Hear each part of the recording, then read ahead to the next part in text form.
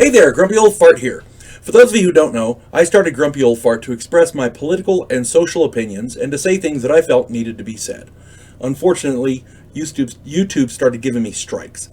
As a hedge against this happening, I've created backup YouTube channels, Grumpy Old Gamer and Grumpy Old Ufologist. I also created a channel called Grumpy Old Fart over on Rumble, a free speech alternative to YouTube. You can find all of my stuff there, including my political opinion and current events.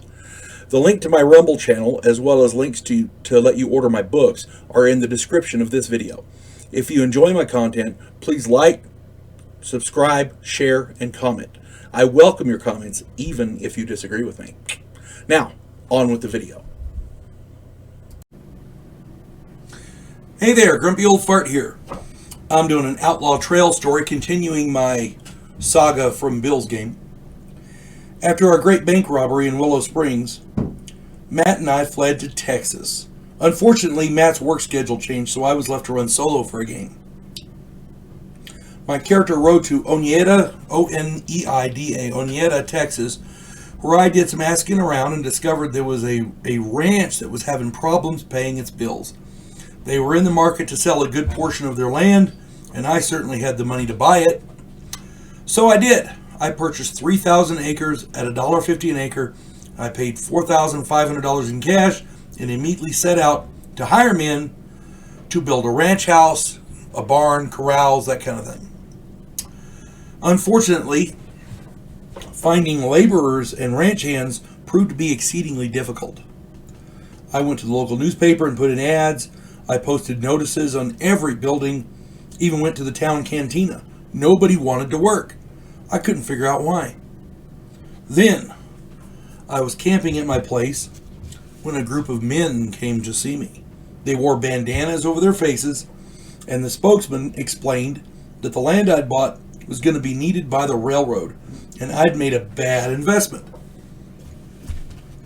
I countered with, I rather thought it was a good investment. If the railroad wanted to buy my land, they would have to meet my price.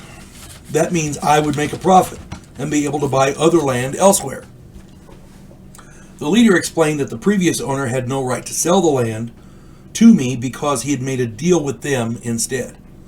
I realized that the previous owner had been threatened to sell the land to them very cheap so that when they sold the land to the railroad, they'd make a fortune. I cocked both barrels of my scattergun and ordered them away. They left, but I knew they'd be back. I started making plans to defend my land. At that point, my friends Earl and John walked in and announced that they wanted to join the game. Talk about good timing. Then my other friend Jerry showed up and asked if he could make a character he'd never played before. We took a break for a while, so Jerry made up his character, and then my character went into town and found Earl and John at the cantina there, the saloon. I offered them jobs and they accepted. Jerry spoke up and I hired him as well. Jerry had just a basic character and was stuck with just a shotgun. I paid my employees $100 each so Jerry could get some decent weaponry.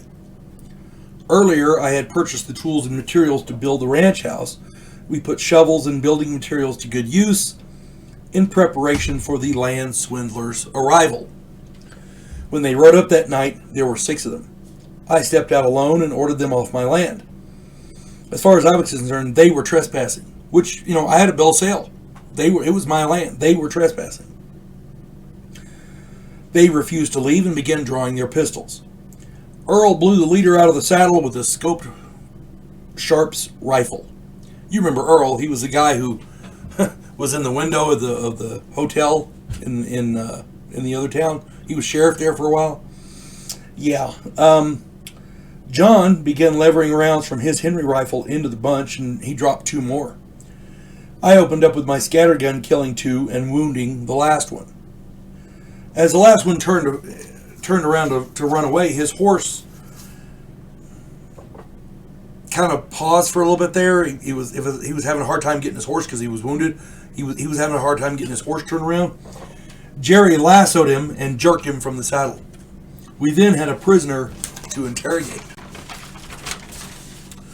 As it turned out, They were working for the land office in town. They'd gotten wind of the route of the railroad, and they knew basically which land the railroad was going to buy. They'd been forcing the landowners along that route to give up the land for a pittance, knowing that they'd make a fortune selling it to the railroad. We took our prisoner along with the dead bodies into the sheriff. Once he spilled his guts, the land office manager was arrested. The land was given back to the rightful owners.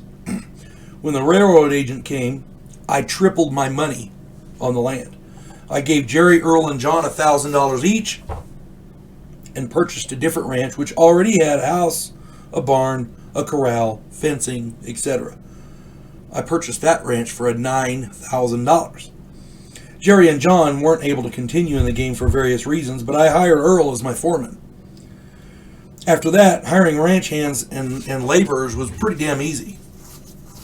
The Rocking A Ranch was born.